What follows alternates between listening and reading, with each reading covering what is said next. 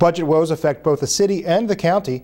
The Wilmington Police reached a preliminary contract agreement with the city, and Delaware loses an environmental pioneer. All of that and more as Update News starts now. This is your city, your government, your station, your news. This is Update News. With revenues $3.5 million below expectations for the last 3 months of 2010, the City of Wilmington is now $9 million off the projected budget for the current fiscal year.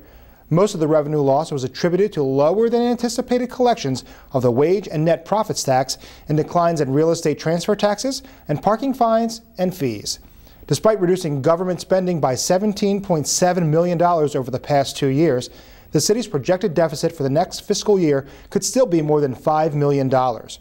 According to Mayor James Baker, the city has a reasonable chance of ending the current fiscal year with a balanced budget, adding that he is very concerned about fiscal year 2012. What are some of the hard choices that we're going to have to make coming up? Well, whether or not we need to do another layoff, that's the hardest.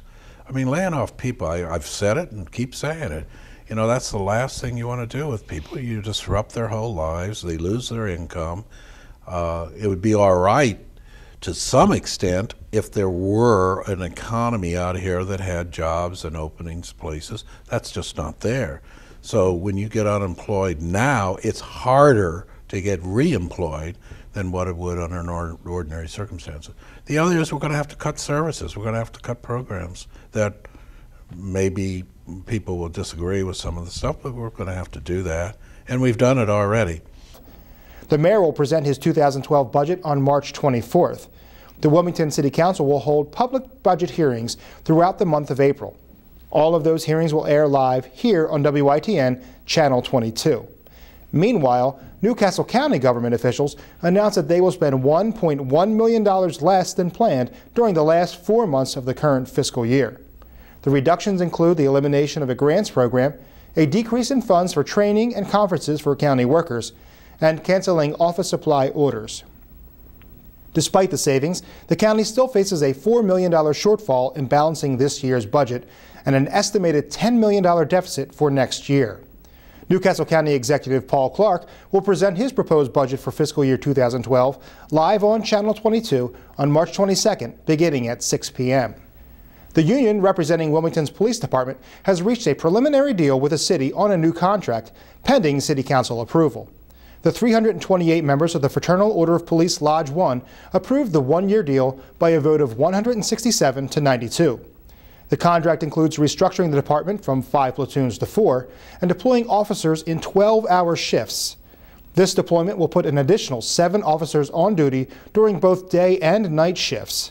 Beginning no later than September 1st, the 12-hour shifts will be implemented first as a pilot program and will be reevaluated in 18 months. The new contract also includes a raise in base salary and a 2.5% pay increase for fiscal year 2011. The union members will receive no further increase in the upcoming budget. Also, the FOP will join the city's non-union workers in making increased personal payments towards health and dental care. If approved by the City Council, the agreement will cost Wilmington an additional $573,000 for fiscal year 2011 and another $143,000 for fiscal year 2012, which begins July 1st.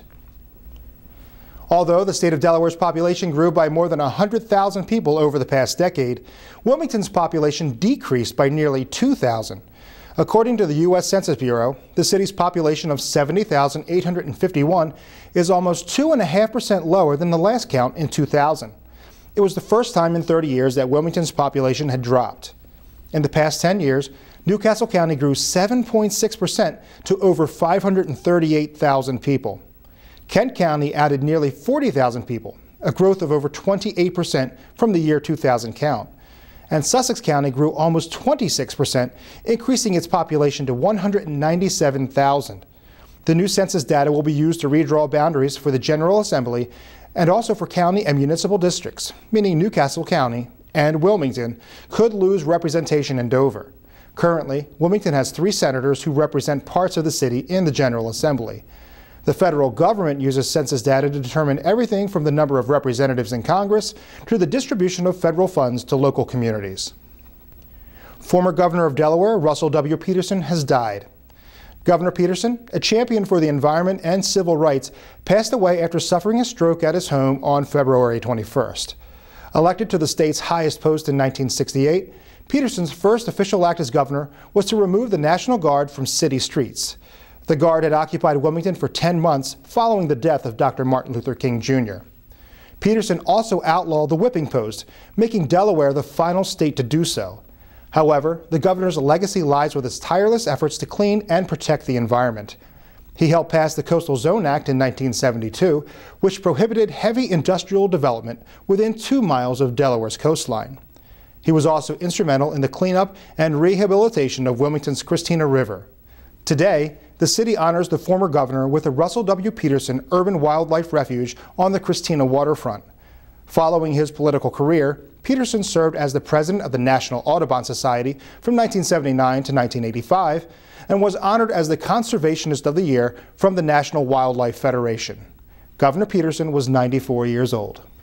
A study released by the Insurance Institute for Highway Safety estimates that red light cameras have saved 159 lives in 14 cities during a 5-year period.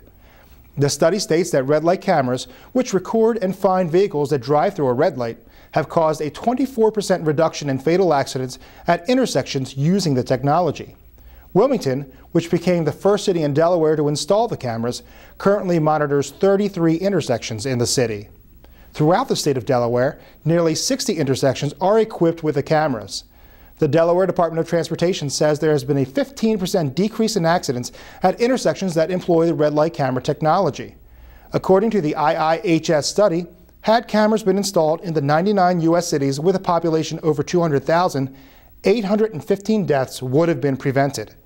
In 2009, the last year for which figures are available, red light running accounted for 676 deaths and an estimated 113,000 injuries.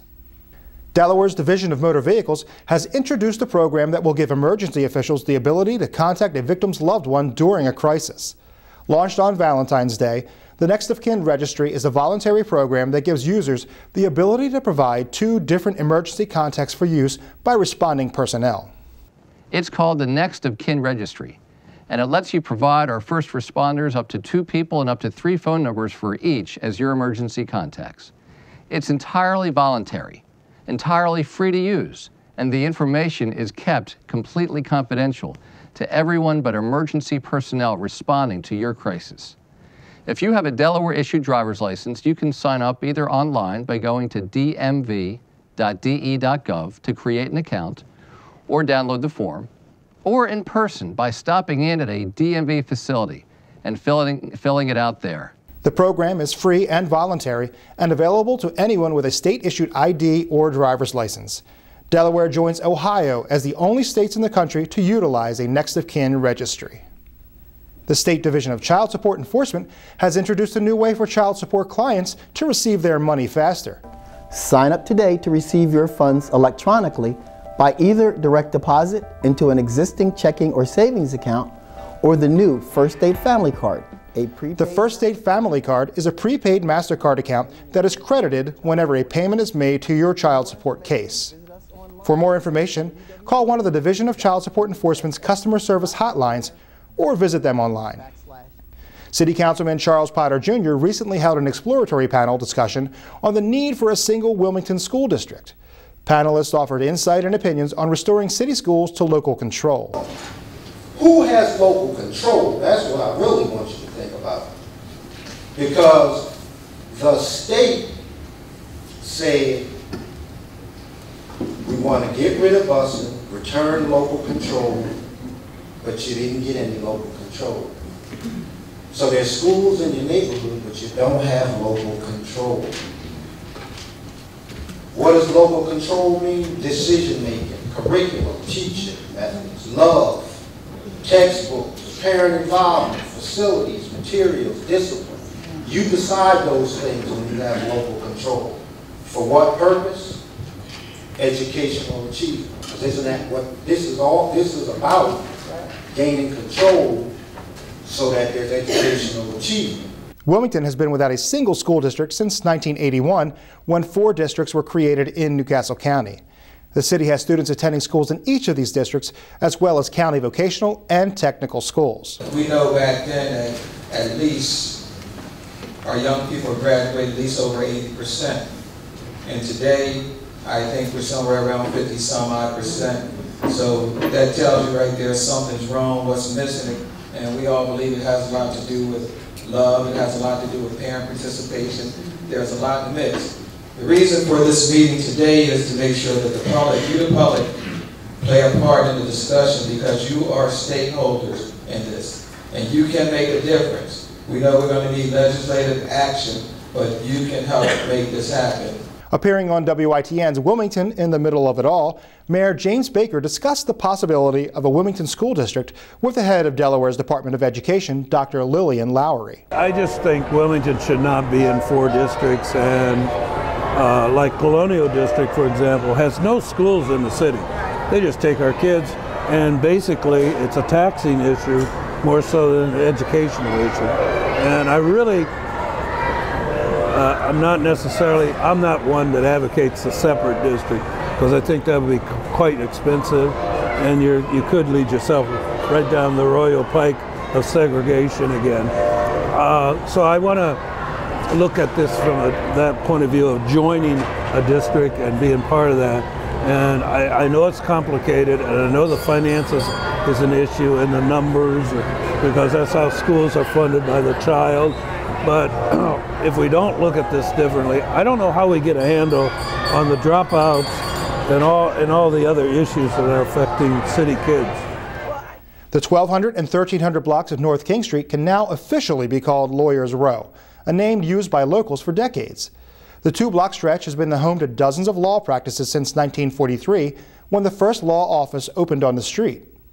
Located near the former site of the Daniel L. Herman Courthouse in Rodney Square, the Lawyers Row designation is intended to celebrate the heritage and traditions of the city. 14 city eateries are joining together to celebrate Wilmington's annual Restaurant Week. From March 28th through April 2nd, diners in Wilmington will be able to enjoy some of the finest food the city has to offer at discounted prices. Participating restaurants will be offering 2-course lunches for $15 and 3-course dinners for $35. Menus and more can be found at cityrestaurantweek.com. And finally, congratulations to City Economic Development Director Joe DePinto for receiving the New Castle County Chamber of Commerce Free Enterprise Award.